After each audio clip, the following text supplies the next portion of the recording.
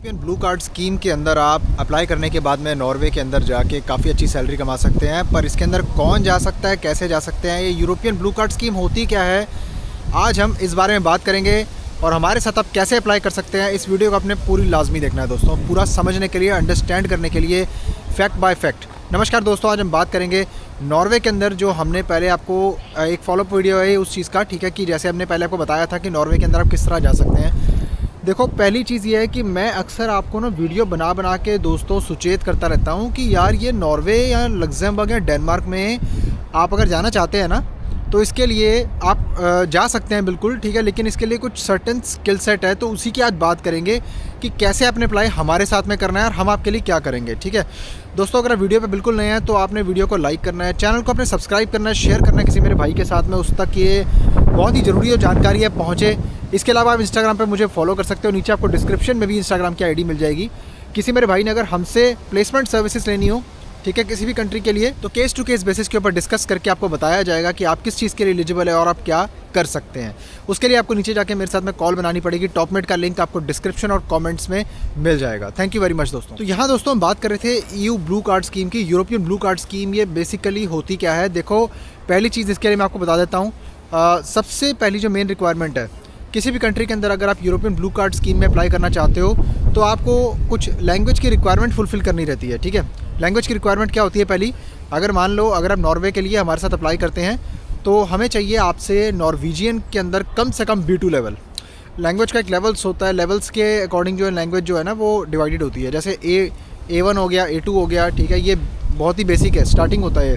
फिर B1 आ गया, फिर B2 आ गया। B2 होता है मतलब जिस लेवल पे मान लो कि आप एक कन्वर्स कर पाओगे, इंटरव्यू दे पाओगे, थोड़ी बातचीत कर पाओगे, है ना, तो ये होता है काफ़ी, मतलब एक तरह से इंटरमीडिएट लेवल हो जाता है ये। अब बात करते हैं दोस्तों कि ये तो आपकी रिक्वायरमेंट जब पूरी होगी, अब इसके बाद क्या करना है। अब इसके बाद में आपके पास में होनी चाहिए कोई एक डिग्री, डिप्लोमा, स्किल प्रूव करने के लिए कि आपके पास में वो सर्टेन स्किल सेट है, जिसके बिना पे आप जो है हमारे साथ अप्लाई करेंगे तो हम आपको तभी उसके आपके स्किल्स के अकॉर्डिंग कोशिश करेंगे कि आपका स्पॉन्सर आपको ढूंढ के देंगे, ताकि आपको स्पॉन्सर जो है डायरेक्टली स्पॉन्सर करे। जो फास्ट ट्रैक वीज़ा स्कीम होती है यूनियन डायरेक्टरेट ऑफ इमिग्रेशन से, लेबर अप्रूवल वगैरह सारा कुछ आपका स्पॉन्सर आपको करके देगा। इसके लिए मैं आपको बता दूं, जो पे आफ्टर वीज़ा की बात मैं कर रहा हूँ, पे आफ्टर वीज़ा कुछ नहीं है, ऐसा है, ज़ीरो चार्जेस है, हम आपसे कोई भी पैसा नहीं लेंगे। लेकिन आपको ये फुलफिलमेंट जो है ना पूरी करनी पड़ेगी, आपको ये रिक्वायरमेंट है ये पूरी करनी पड़ेगी। अगर ये रिक्वायरमेंट आप पूरी कर लेते हैं, इसके बाद में आपके पास में एक्सपीरियंस होना बहुत ज़रूरी है।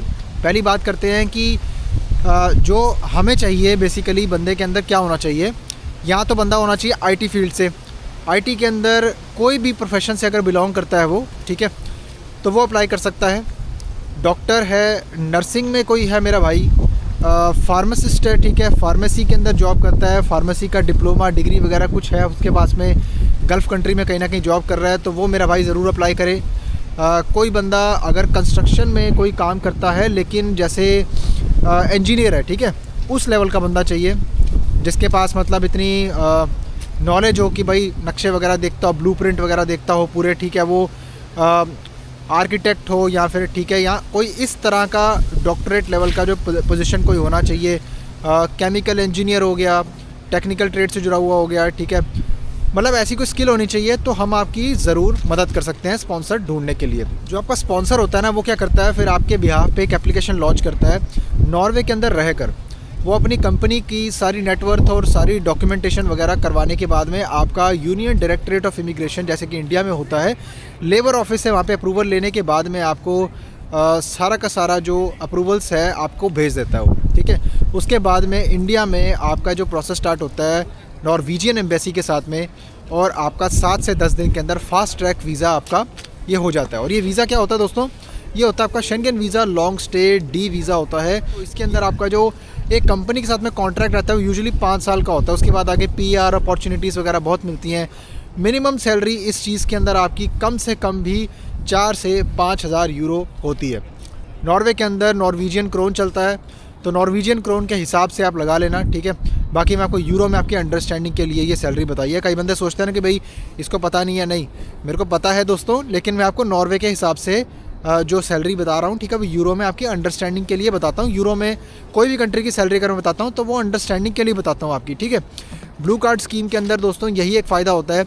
अभी जो ज़माना है ना, वो यही चल रहा है कि जो अनस्किल्ड लेबर की जो रिक्वायरमेंट है वो घटती जा रही है और जो स्किल्ड जॉब्स की जो रिक्वायरमेंट है वो बढ़ती जा रही है। लेकिन ये सिर्फ उसी के लिए है जिसके पास में स्किल हो, जिसके पास में स्किल ना हो, जो अनस्किल्ड हो, या जैसे कि जो लेबर वर्क करता हो, जैसे कि फैक्ट्री में करना चाहता है, किचन हेल्पर है या जनरल हेल्पर है, कंस्ट्रक्शन में हेल्पर है, तो वो मेरा भाई इसके अंदर एलिजिबल नहीं है, साफ़ तौर से बता रहा हूँ मैं आपको, ठीक है। उसके लिए दूसरी सर्विसेज हैं, उसके लिए वो हमसे कनेक्ट कर सकता है, ठीक है। उसके लिए हम उसको उसके हिसाब से गाइड करेंगे। तो ये ऑप्शन बिल्कुल डिफरेंट है।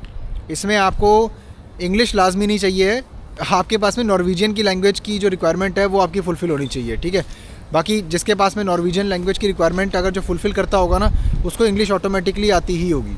दोस्तों अगर आप इसके अंदर अप्लाई करना चाहते हैं तो आप हमसे कनेक्ट कर सकते हैं, मेरे से पहले बात कीजिए, ठीक है। उसके बाद में मैं आपको बताऊंगा कि हाँ, हम आपके लिए किस तरह से sponsor case to case basis पे ढूंढ के आपको देंगे, आपके प्रोफेशन या स्किल के हिसाब से।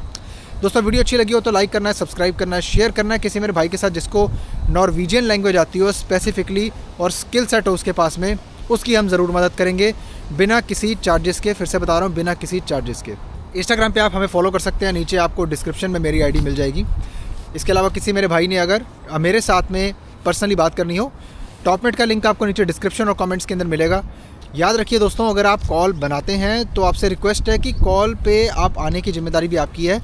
अगर आप कॉल पे नहीं आते हैं तो call automatically marked as complete हो जाती है, क्योंकि रीशेड्यूल रिक्वेस्ट मैं नहीं ले सकता हूं, बिकॉज आप जब रीशेड्यूल करते हैं, रिक्वेस्ट देते हैं, दूसरे बंदे का स्लॉट बिजी हो जाता है, तो मेरे को दूसरे बंदे से बात करने की अपॉर्चुनिटी नहीं मिल पाती। थैंक यू वेरी मच दोस्तों, अपना बहुत सारा ख्याल रखिए, अपने भाई को दुआओं में याद रखिए। तब तक के लिए बाय बाय।